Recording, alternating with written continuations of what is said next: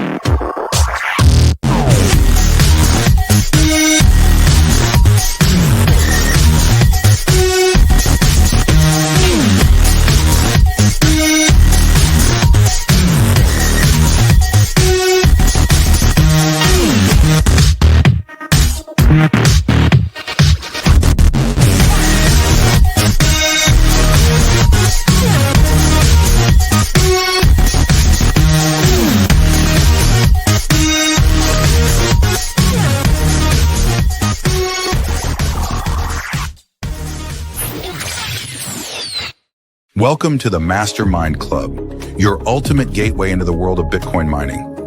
Whether you're just starting out or looking to scale your operations, our vibrant community of like-minded enthusiasts is here to support you every step of the way. Join us for weekly sessions led by industry pros, where you'll exchange ideas, brainstorm strategies, and stay motivated on your mining journey. From heat management to site optimization, our monthly deep dives cover the technical know-how you need to succeed. And with access to our entire back catalog, you'll never miss a beat. But that's not all. Our members enjoy exclusive one-on-one sessions with veteran miners, plus direct access to special pre-sales and insider opportunities at Bitcoin Mining World. Ready to take your mining to the next level? Join the MasterMINED Club today and secure your spot in the future of Bitcoin mining. Visit bitcoinminingworld.com or scan the QR code now. And now back to the show.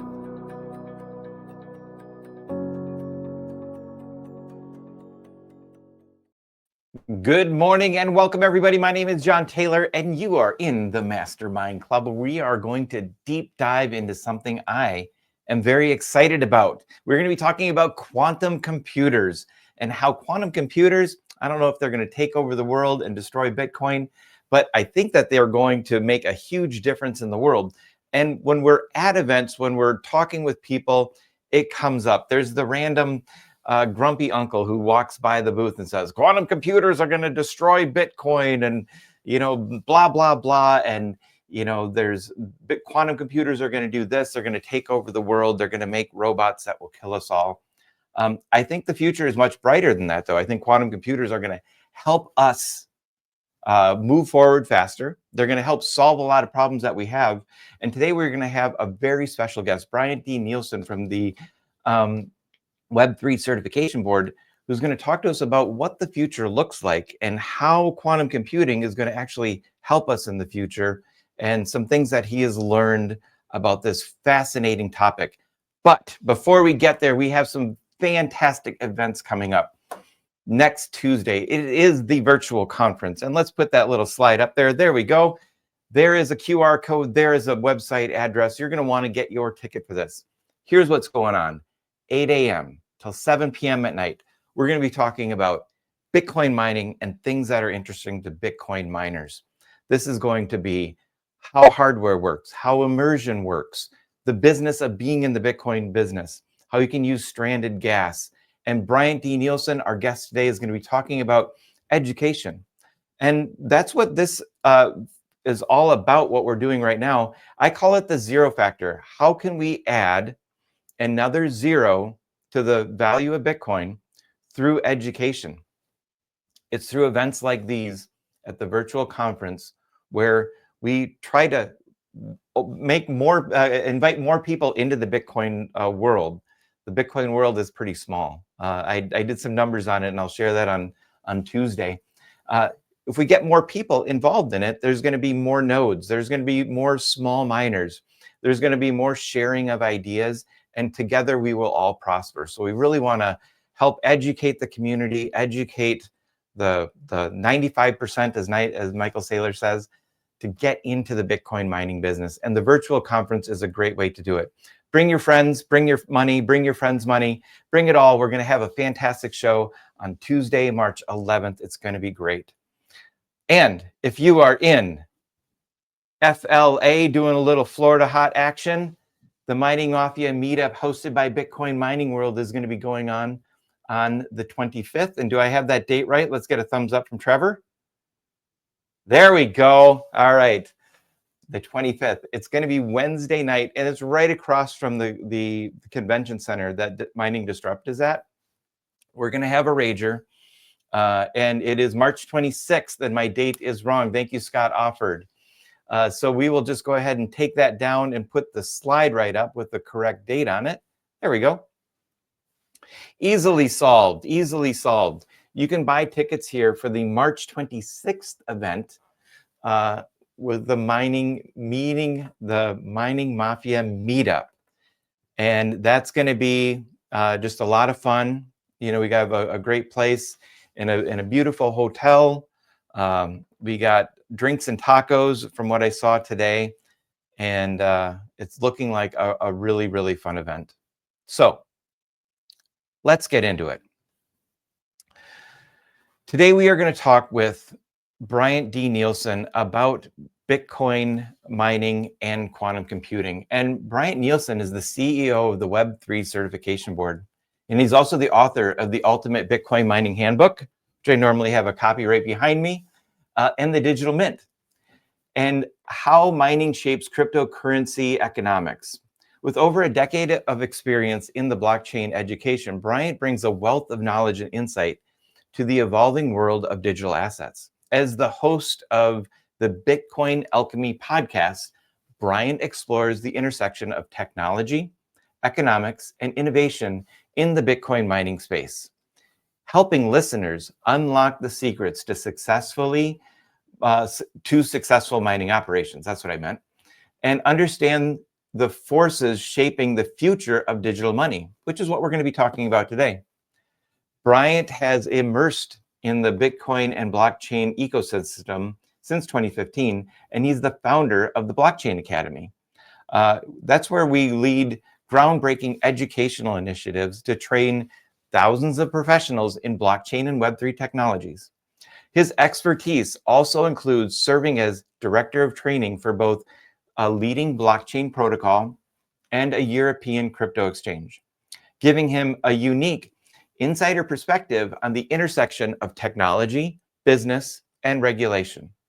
So whether you're a seasoned miner or curious investor, or someone looking to future-proof your career in blockchain, Bryant's insights offer the roadmap to navigate and transform this space. And without further ado, let's bring Bryant up. Hello, how you doing? I'm doing pretty good. Thank you for joining us, Bryant. What's great about your day? My day is that it's a beautiful day outside. It's finally getting to be not quite spring, but it's seems to be right on the horizon. So that's how my day is starting, and so it's a good thing. Yes, yes. Spring has sprung and the goat-footed balloon man runs far and near, as I once heard on a Lucky Charms box. Anyways, so we're going to be talking about quantum computing, and I'm excited about this. I'm really excited. I think that there's a lot to unpack here. When we look at, it's been in the news a lot lately, and you hear about stocks, you hear this innovation like Microsoft did this, Amazon did that, Google did this.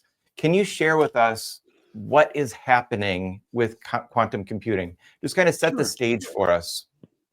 Sure. I mean, how it all came to be is I've been spending a lot of time, of course, working on content and creating certifications, and just being aware of emerging technologies. Emerging technologies they seem to be coming at such a fast pace that it's at times it seems overwhelming. And recently, I went through that same component, that same experience with quantum computing. Of course, we started first off, people have been talking about quantum computing for a long time, just like they've been talking about AI. I mean, I have a childhood friend who worked for 25 years at IBM in their AI area. And so it's always been just beyond the horizon. Well, that's what quantum computing has been until just recently. First of all, last November, what we saw we saw IBM release their quantum chip, their Heron chip. That was an amazing thing. And people all of a sudden started changing their dialogue in terms of what quantum computing is going to be. And hopefully in our discussion today, we're going to talk about not only the quantum computing, but how it relates to Bitcoin and blockchain in general. But following that IBM announcement last November, what we started to see then is in December is Google releasing their state-of-the-art quantum chip, which is called Willow. When I first looked at that, one of the examples that they had created and suggested that they were able to do was to calculate out a problem that it would take billions of years for traditional computers to actually do. And within a 48-hour period, they were able to solve this one singular problem. Now, at first, people were going like, wow, quantum computing is really, starting to make a difference, because if we can start to solve these problems that would take, from a time frame longer than the age of the universe, and all of a sudden have it done in days or hours, that would actually be life-changing. And of course, then we were followed up immediately, most recently, um, and I'm guessing this was back in February, because we're only in early March now. But that was Microsoft introducing their quantum computing chip, the Majorna. And that was really quite amazing, because what they've done is they've created a new state that allows for their quantum computing to be computer chip to be exponentially expanded. They estimate that they can get it up to uh, a million cubic. So from that standpoint, it's potentially life-changing. And then, of course, last week we had Amazon come out with their. So here we have four. Theirs is, of course, called Ocelot. So we had IBM, and we have Microsoft, and we've had Amazon, and and Google all come out with these quantum chips. And when we start to look at them and we start to say to ourselves, what is going on? Well, the first part of it is this. This is the early days. We're not replacing any laptops with quantum computers anytime, but we're moving closer to a practical use, and that's why it's all over the news. Mhm. So I have a couple more questions that are going to really dive into the blockchain and cryptography. I think that's really important for all of us to understand, to kind of ease the tensions or ease the curiosity. But my first question would be, can you just give us a 1-minute overview? What is quantum computing, and why is it different than the i7 or the M4 that Apple just came out with? Well, yeah. So quantum computing is different in the sense that the traditional computing is a binary component. It's a 0 or 1. It really is something that basically says, it's on or off. Well, quantum computing is a little different. It introduces a third state. So, the differences between traditional and quantum computing are almost as different as night and day. And they're based on completely different rules of physics. Again, the traditional computers, which are our laptops, our cell phones, they process information in bits, which are either 0 or 1. Now, quantum computers use qubits, which can be a 0 or 1 or both at the same time. And thanks to a property called superposition, that allows for then a new element that can be introduced. So you can think of these qubits working together through a process that's called entanglement, which allows them to work together in ways that classical bits just can't. The result is that quantum computers can explore many possible solutions all at the same time, giving them the potential to solve problems that would take classical computers thousands or millions or even billions of years if they could solve them at all. And this all matters because the new way of computing could unlock breakthroughs in fields like drug discovery, climate modeling, financial modeling, material developments. And when we think of these things, we're really exploring the billions of variables all at once, and that makes them very critical. And I think that's a great explanation. And superposition, Neil deGrasse just had a meme that went up, and it was a kitchen cupboard that was a glass kitchen cupboard, and then it had the dishes leaning up against the door of the glass cupboard.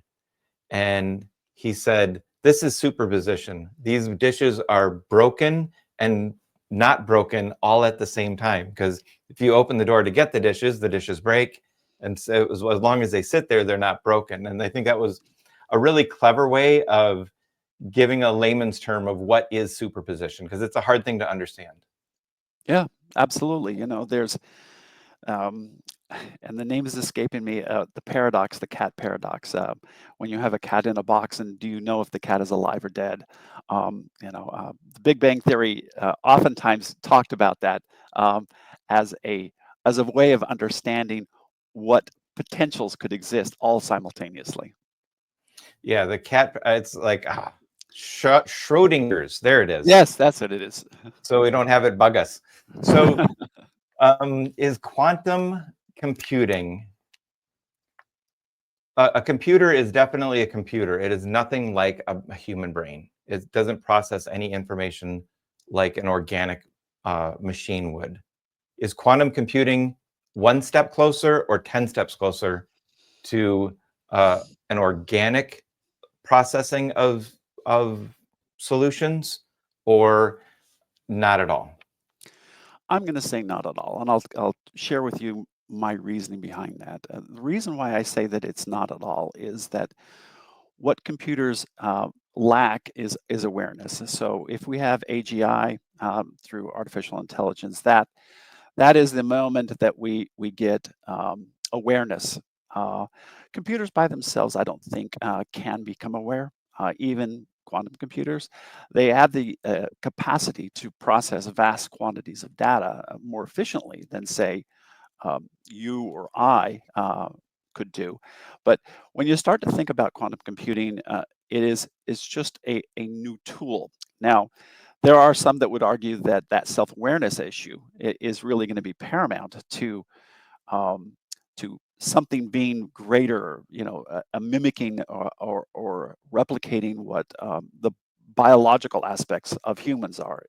So from that standpoint, you know, I still view them as being ruled by us, but with the right software, they could become quite competitive in our society and allow for them to take over the world. If you really want to take a draconian viewpoint. We had some jokes about that in our earlier conversation. We'll bring those up later. So be sure to put your comments, your questions, anything that you'd like to talk about into the comment or chat section of whatever platform you're watching this on. We'd like to get to them at the end of the conversation, but we want to make sure that we address what's important to you about quantum computing.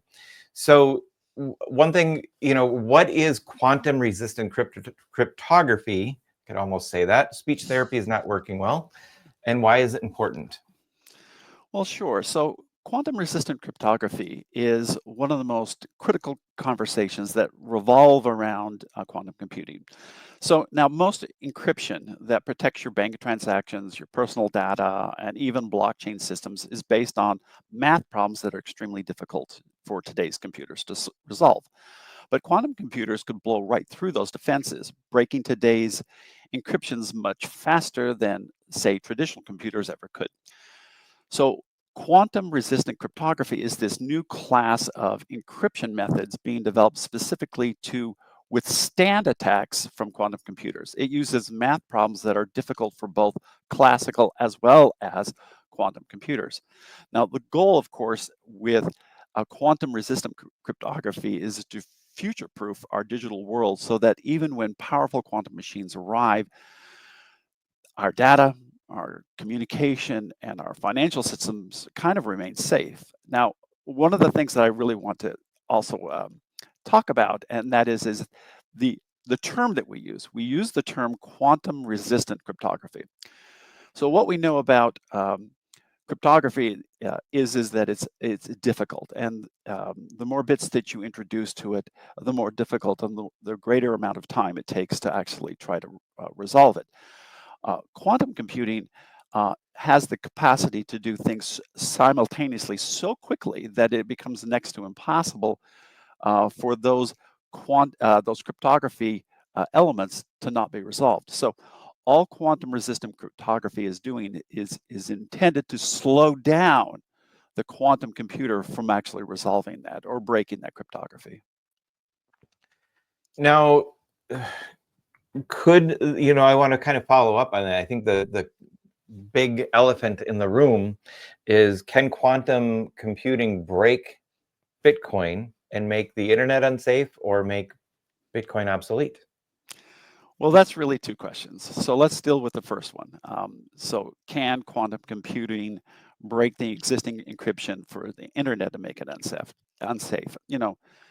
That big question is not science fiction. If someone builds a large enough and stable enough quantum computer, it could break a lot of the encryption that we rely on today, including the encryption that protects your online banking, your emails, and even government secrets. And that's why there's this quantum threat is such a hot topic in cybersecurity circles. Well, there's this concept of what they call harvest now, decrypt later, where hackers could actually steal encrypted data today and just wait until a quantum computing or computer is powerful enough to crack it. And this is why governments and companies are pushing so hard to develop and adopt quantum-resistant encryption before it's too late. Now, the second question that you have is could quantum computers render all Bitcoin, irrelevant? Well, the first part of that is yes, it could. It can do two things. The first part of it is the encryption that's related to Bitcoin transactions. Could that be compromised? Well, the answer to that, of course, is yes. And yes, we have already, quantum-resistant algorithms out there that are being introduced to some of the blockchain protocols, and that type of an adoption could be fairly easily done as it relates to Bitcoin. But the beautiful part about Bitcoin is that it becomes increasingly difficult as each block is built to go back and try to change some of the outcomes, because we always work on this longest chain type concept. But one of the other aspects of it could be is the following: is could these quantum computers render Bitcoin mining irrelevant? And that's a question that's popping up more and more. And the short answer, at least for me, is not anytime soon. But in the long term, it is a risk the industry is already thinking about. And here's why. Bitcoin mining relies heavily on the process called proof of work, where miners compete to solve incredibly difficult math problems. And these puzzles are designed to be hard for traditional computers, including the most powerful supercomputers, but fairly easy to verify once solved. Well, once you introduce quantum computing, quantum computers are theoretically capable of solving a certain type of cryptographic puzzle much faster than today's mining hardware. Specifically, they could break the elliptical curve cryptography, which Bitcoin uses for wallet addresses and private keys. Potentially solve problems of the hashing process faster, although SHA-256, Bitcoin's hashing algorithm, it isn't as vulnerable to known quantum algorithms as encryption like RSA. But here's the important part. Quantum computers aren't magic. They are extremely fragile. They need to have and operate near zero temperatures to operate. Current quantum computers have dozens or hundreds of qubits, but to threaten Bitcoin's encryption or mining process, they would need to have a machine with millions of stable qubits. Now, as I started at the beginning, IBM's, I think it's IBM's, no, it's Microsoft's Majora, that has the capacity to actually scale to 1 million qubits. And really at that point, then something could happen. Now, a lot of people, experts who believe that 1 million qubits, stable qubits, is something more like a decade or more away. I think, though, that with the Microsoft announcement, that it's really much closer to being 5-6 years away. So what's more realistic threat isn't to Bitcoin mining itself, but to private keys and wallet security. That makes sense. So I had a curious idea. If quantum computers would be used to break the encryption, wouldn't there also be an argument that quantum computers would make a new encryption or new encryption layer to protect against themselves? Well, again, it gets back to the issue of quantum resistant algorithms, and all it's going to do is slow it down. So if you think of SHA-256, it is a process to slow down traditional computers, and that's why we have to continually upgrade the hardware for Bitcoin mining so that we could potentially solve the puzzle quicker, because those people the miners who solve those puzzles get the rewards. Quantum computing would be able to do things simultaneously. And when you start to scale up the qubits in a quantum machine, you're really creating the opportunity for simultaneous attacks on that cryptography in ways that I don't think we yet imagine. I do believe that there's a possibility that we could come up with better quantum resistant cryptography, but at least based on what we have now, there's going to be a challenge at the point that we actually have that capacity. So quick plug, shout out. We don't have a banner for it, but if you are in Milwaukee, we are going to be at CypherCon, which is a hacker fest, and we're going to be doing a Bitcoin Village, and that's on April 3rd and 4th. It's going to be pretty cool, and we're going to, I think, continue this conversation with hackers and people who are involved in the business. And there goes Scott doing great work on the chat board. He's doing fantastic. We love what he's doing. So you talked about some real world applications for quantum computing. What can quantum computers solve better than like supercomputers? Well, that's a great question. And this is where the excitement about quantum computing comes in. And I'm going to give you a couple of examples. Like in pharmaceuticals, quantum computers could solve and simulate molecular molecules in designing new drugs much faster than today's methods. I mean, we've already started to see things not with quantum computers, but just using AI, giving them the ability to hallucinate and come up with a number of different possible solutions, and then at the same time trying to find those solutions. With quantum computing, that would be I want to say on steroids, but that's not even the correct way. It would be comparing a bicycle to one of the Concorde. I don't know what the new jet is, the passenger jet that allows to speed faster than sound. But when you start to think of it, that's really the difference that we're dealing with. Things like logistics and supply chains, well, they could be optimized to manage the complex routes in real time, even when there are millions of variables. In finance, we could see that they could model risk scenarios across thousands of market conditions and helping with better investment strategies. In climate science, they could simulate entire ecosystems, helping them better predict climate change effects. And when we think of something that is kind of an interesting thing for me, and that is material science, they could design new materials for everything from better batteries to superconductors. Now, these are the problems where the combination complexity is just really too big for the classical computers to handle efficiently. But quantum computers could actually unlock new solutions at ease. So I guess let's go back to scary stuff. Because that's scary sells. We got to hype this up as the world is ending. Governments are definitely using quantum computers. Right now, you said that it is IBM and Microsoft, which makes sense. They've been in the computer business forever. But Google and Amazon, they're relative newcomers, even though they're kind of the old guard. But they're really expanding their reach, not just in the software end of things that they do and the solutions that they offer, but now getting into the hardware, which is fascinating, and they must see some value in it. What kind of government activity have you seen? And are we in an arms race? What is China doing? I know China came out with the blue, the sky thing. That may or may not be true, but what are you seeing? I would first of all say that, yeah, there is this quantum arms race. And when we start to think about it, the first question is what's at stake? And are those stakes higher than, say, other emerging technologies?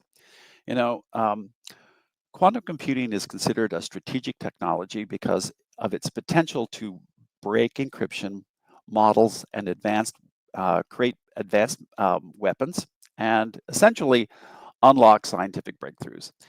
The US, China, and the EU, and even smaller countries like Canada and Australia, they're pouring billions into quantum research. We have big tech companies, of course, before I mentioned Google, IBM, Microsoft, and Amazon. They're also heavily investing, hoping to be the first to commercialize quantum computing. And while you did point out that Amazon seems to be a new player, we continually seem to make the mistake about identifying what Amazon is. Amazon is a technology company that just happens to have a side business in retail, in my mind. AWS, when it first came out, they built it for themselves. So they had to take on the technology aspect of it, and not just fulfillment and logistics, but the technology aspect to build all this. And then once they did, they realized that there's so much opportunity there. So Amazon, we need to adjust how we think of Amazon. There are also, the stakes are in a mix of economic advantages and national security. And whoever masters quantum computing first will have the edge in everything from developing new technologies to cracking other, national encryption data. And there's also a race to set the global standard for quantum resistant cryptography, because the country or companies that can lead on that front could shape the future of secure communication for decades to come. In short, I guess this isn't about science, it's about who controls the future of technology and security. So speaking of the future, we're going to make this blue because we're going to try to lighten the mood a little bit. We talked about this earlier, and this is maybe we should go back to the dark background. Quantum computing and AI, are they going to team up, build Skynet, and build a series of P600s that are going to come out and, wipe us all out? Or what are some of the challenges that you see? Is it possible? Can those two get together and make a supercomputer team that is going to threaten humanity? Yes, I think that is possible. I think, though, that you're missing one element, and that is robotics. When you start to think about having AI and quantum computing, and then having the ability to deploy something through robotics. I mean, there's been a bunch of examples in the last 2 or 3 months about how robotics can do, karate and kung fu, how they're able to do flips, how you can throw them a basketball and they turn around and swish the basketball from half court.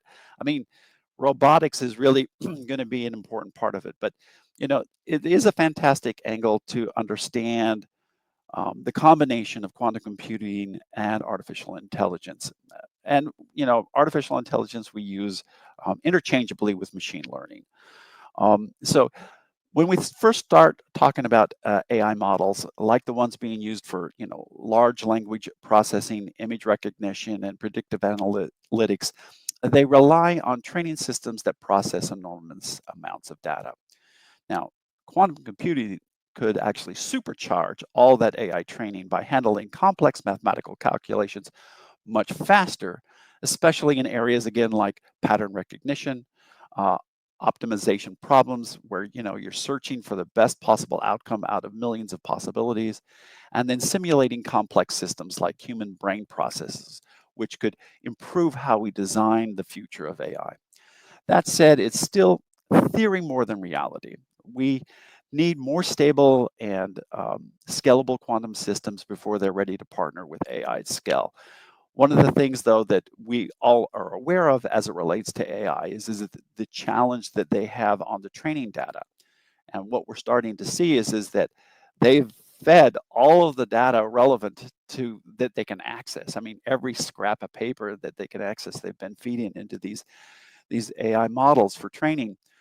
What quantum can do is it can actually create that simulated data that would then be able to exponentially help these large language models understand and come up with better solutions. So again, it's really more theory than reality. We need more stable and scalable systems, but it's safe to say that AI and quantum and robotics could be a powerful combination, almost like putting a rocket engine into a sports car. Yeah. And every technology has always been met with resistance. The internet was this horrible thing. Cell phones were an awful invention. The refrigerator, the car, everything in technology, every innovation throughout history has always been met with skepticism and people who will always lead to the worst. How can this, possibly turn out to be the worst thing? And I think what it's proven is that all of those inventions, everything that's happened over, the past 150 years of the industrial and technology revolution, is that these things freed up time so that we had new time to be creative in ways that we didn't know were possible. And so they become really powerful tools for us to grow and prosper and to do new things that we didn't realize we had. So speaking of kind of myths and misconceptions, that's a real tough word today. So myth and misconception, nailed it. What are some of them around quantum computing, and can you share some of those? Yeah, there's some big ones, and clearing them up kind of helps people understand where we really are as this emerging technology comes forward. So the first myth, of course, is quantum computers are going to replace all regular computers. That's just not going to be true. Quantum computings are very, very specialized. They solve specific kinds of problems far better than classical computers. But for the day-to-day computing like email, gaming, spreadsheets, your traditional computers aren't really going to go anywhere. So again, that's myth number one. Myth number two, quantum computers already exist and are ready to be used. Now, when I started earlier in this, I referenced the 4 computing platforms that have been developing quantum chips. These are prototype quantum computers. IBM, Google, and Amazon, and Microsoft, they have working models, but they're still fragile. There's a big problem in quantum computing called error correction, so they're error prone. When you start to think of a quantum computer, how they're going to get better is to eliminate the number of errors. I read once that the amount of computation power that a quantum computing chip would do would spend 99% of its capacity on just error correction, and that 1%, even 1%, is so spectacularly powerful that it overrules everything else. But what we are thinking about is that we're still a long ways away from practical large-scale quantum systems. I guess a third myth would be quantum computers are these magical systems that solve every problem. I would say not quite. Quantum computers excel at very specific types of problems, again, like factoring large numbers or simulating molecules, but they're not going to write your next novel. AI can do that for you, or run your video meetings any better than what you have now. I think really what it's coming down to is it's important to know that quantum computing just isn't a faster computer. It's a fundamentally different way of processing information. And that's really why we should be excited about it, but also why it's also challenging. The other aspect of it is that you pointed out that 150 years of technological advancement has fundamentally changed our lives. Well, Dell Technology came out with a study recently that said that 85% of the jobs that will exist in 2030 have not even been created. And so we're literally 5 years away from 2030. And they're projecting that 85% of the jobs that will exist then don't exist now. That also reminds me of a saying that I heard about medical teachers or doctors who are in medical school, and that is that they're told that what they're learning currently in medical school might be state of the art, but by the time that they graduate, half of what they learned will be obsolete. The follow-up, though, to it was that they don't know which half is going to be obsolete. But this is, it's a big problem. It is. It is. We talked about, people talk about the fear of, when is quantum computing going to take over ASICs or, Bitcoin mining machines or the process. The industry moves really slow. So AI came out in 2022, 2023, end of 22, and then into 23. Yep, November 2022. Yeah, and that's when it really proliferated the marketplace. And really the first AI technology inside of an ASIC is in a mythological unicorn that is, made by Bitmain, the 860, and those won't really be proliferating the market for a long time. I mean, it'll be the end of this year before they really start shipping in mass, and throughout 2026, you're really not going to see a ton of them. So AI is taking years and years and years just to do a really simple thing. And quantum computing is going to be doing this huge thing. If they do it, it's going to take a very long time, well past 2032, I believe, for anything like that to happen. But we do want to get to questions, because I know that some people have questions. Trevor, did you, if you want to jump in with a question, I want you to just jump in if you're interested. Otherwise, I'm going to look at some of the questions that we have here. There he is. Hey, how's it going? Great conversation, guys. I love what you're doing here. And I really think that the quantum computing conversation is something that everybody has on their mind right now. My biggest question that I have for you, Brian, is, so, Satoshi's coins, these were made with, the original Bitcoin cryptography, and they're stored in that cryptography. What happens, can quantum computing break that cryptography and steal those coins? Because we all believe Satoshi's gone, he's not coming back. So in theory, those coins aren't moving, they're not getting updated to new quantum resistant methods. So what's the deal there? That's a really great question, and the answer to that is, Craig Wright has been spending hundreds of millions of dollars to try to crack that, and to access that million plus reserve of Bitcoin. Quantum computing theoretically could, but excuse me, some of the problems that we have with Bitcoin, excuse me, is that roughly 20 to 25% of our Bitcoins are already lost, and that includes the million that the Satoshi reserve would include.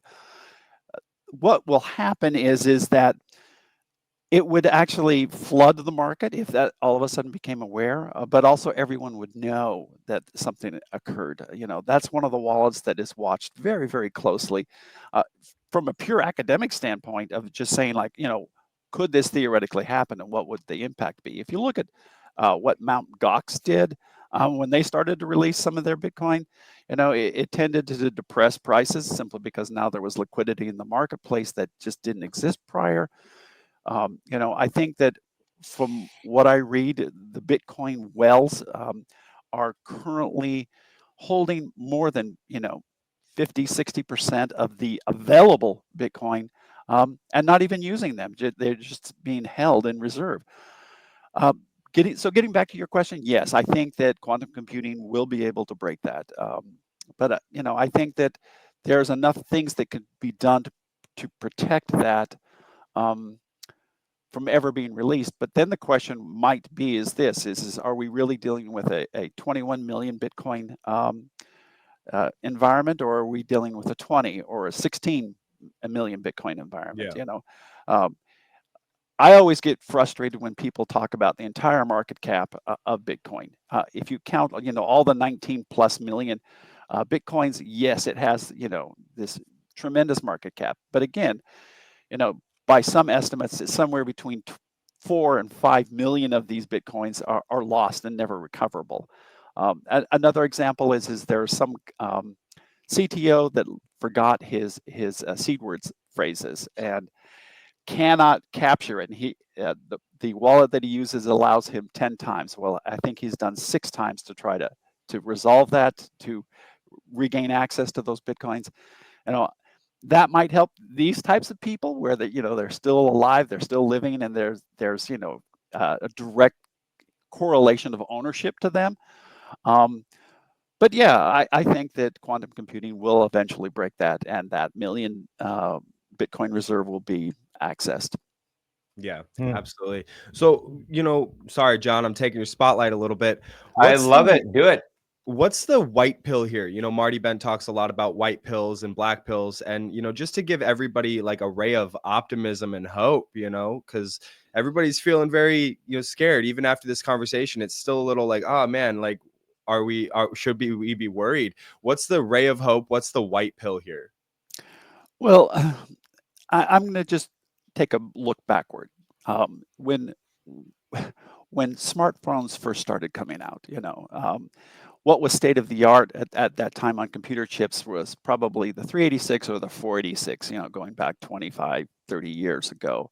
And they were, the 386 in particular was first viewed as the first supercomputer that was available on a desktop. And of course, as we've gone through all these generations and iterations of chips, we're dealing with chips that are infinitely more powerful than what they were before. There's always the discussion that the cards that play music when you open up have more computing power than what was used to launch, the first Apollo mission to the moon. This type of growth in computing capacity and capabilities are only going to be absorbed and made more useful. Just like with cryptography, you've gone through various generations of more complex cryptography. I think that we'll find ourselves in that same situation where, these kinds of things will step up with the computing power. I'm not afraid of quantum computing. I'm not even afraid of AI. I know a lot of people seem to be. I think that the people who will have jobs in the future are people who will be, assisted by AI. Quantum computing is going to be infinitely more regulated to solving bigger problems than, going after Satoshi's Bitcoin. But, you never know. Yeah, for sure. Thank you. I think quantum computers are, there's not supercomputers in every house. There's not supercomputers in hackers, at their disposal. There are supercomputers in bad actors in other countries, but for the most part, the limit of the truly supercomputers is pretty restricted, and I think quantum are going to follow that same path. Would you agree? Yeah, absolutely. I mean, let's just use the example of AI. It takes millions, hundreds of millions of dollars to create a data center for these AI systems to be trained on. DeepSeek came out, and they came out with this concept that it was $6 million to train their AI. What everyone seems to fail to realize is that they spent $60 million on the chips, the theoretical chips that they bought, which were the handicap chips. That I think they were the H800s. And they still had to put it all together, and they still had to have a data center, and they still had to have all the power to, energy to do that, and they still needed to have all the people to do it, to put all these things together, and then even come up with the process so that it could be trained. These things are going to be incredibly expensive.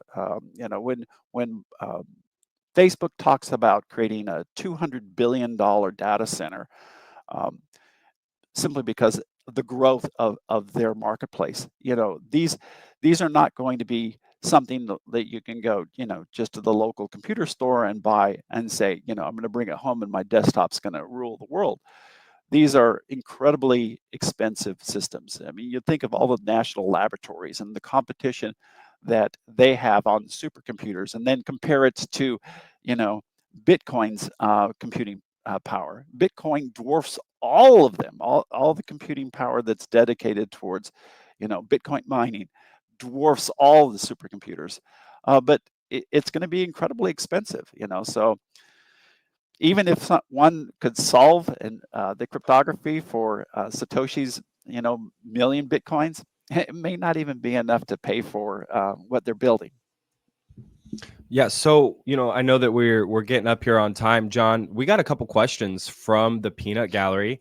Brennan is asking, my only question is a concern with this is the network infrastructure and grid power. So what is quantum computing going to do to network infrastructure, to grid power, to things like computers, that like the systems that we already have in place today? Well, I don't think that it will be any different than what we're seeing with AI. We're talking about a lot of these AI companies who are saying, I want to have a nuclear reactor to serve my data center. Um, Personally, the only scalable energy that can meet the demand, in my mind, is nuclear for all these data centers. I do know that there's been huge advancements in nuclear power generation, where they've created these little micro nuclear power plants that essentially don't need any of the water to cool them down. But they're capable of supporting a large data center. I think that we'll see a proliferation of that.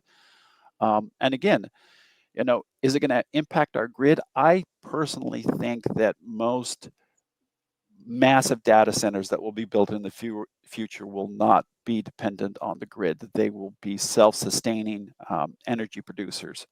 So that's the way I view it. Yeah, I mean, it definitely makes me feel a little bit better about our situation right now. I think this whole conversation has really made me feel a lot better about where we're moving in the future, because you do hear a lot of FUD, and do you believe the FUD? Do you not believe the FUD? And so it's great to have an expert like yourself to come on and kind of help us feel a little bit better about where we're going in the future. So we have another one from Not John McAfee. Quantum computation would make ASIC miners obsolete. Is that a rhetorical comment there? Well, yeah, but are you going to put a $50 billion computer to mine Bitcoin? Is that what your plan is? The answer is going to be no. You've got bigger problems. I mean, if you think of it from an economic incentivization aspect, if you had a $50 billion quantum computer, are you going to be working on Bitcoin, or are you going to be going to all the governments of the world and say, I'm going to create, a weapons system for you? Or I'm going to go to all the, airlines and say, I can come up with, a weather model or climate model that will help you actually run your systems better. There's more money in that than there is in Bitcoin. So, yeah, in theory, yeah, it could change ASIC's impact, but that's not even the low-hanging fruit for quantum computing at all. So yeah, theoretically it could be done, but why would you do that? There's more money elsewhere. There's a lot of opportunity to make money in a lot of different areas. Yesterday we were talking with Nathan Poole, and he talked about the amount of gold that's in the world. There's so much gold that it's just not worth mining it. It costs more to get that gold than it is to sell it for the $2,200 or whatever it is. Well, that's the same argument with Bitcoin mining machines. At what point is there an economic disincentive to continue mining? What's the shutdown price? If Bitcoin falls to this price, it becomes no longer supportive to operate. And so, yeah, it's the same thing. I mean, they've talked about having these nodules that exist on the ocean floors that is 100 or 1,000 times the amount of gold that's available on the surface here. But it's economic incentives. It's more expensive to go down there, try to get it, bring it up, refine it, than you could make from actually then selling that into the market. Yeah, just leave it there. Great conversation. I think that we can all rest at ease that quantum computing is, they're not going to mess with this little Bitcoin thing we got going on. Even if we do add a zero, it's still not worth that much to a quantum computer and the scale of things. And they're going to go after other things like ruling the world or killing us all. I think that's a fair statement, right?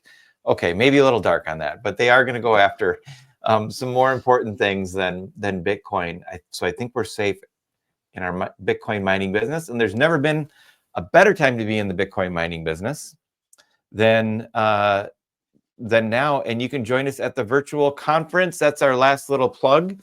While I thank Bryant D. Nielson for joining us and talking about quantum computing. Thank you so much. This has been very insightful. Thank you. Thank you for having me on, John. Yeah, it's much appreciated. And we're going to see you at the virtual conference. Yes. You're going to be talking about education, which is, you know, if we talk about the zero factor, is adding a zero to the value of Bitcoin by educating the masses. You know, that's my thing that I'm doing right now. So tell us a little bit about what you're doing at the virtual conference. Well, you know, oftentimes what we do is we think of education as an afterthought to understanding what we're wanting to do. One of the things that education has brought forward is that the better and more knowledgeable we are about a topic, blockchain, Bitcoin, the better and more useful we become as users of these technologies. I mean, a great example is you know, when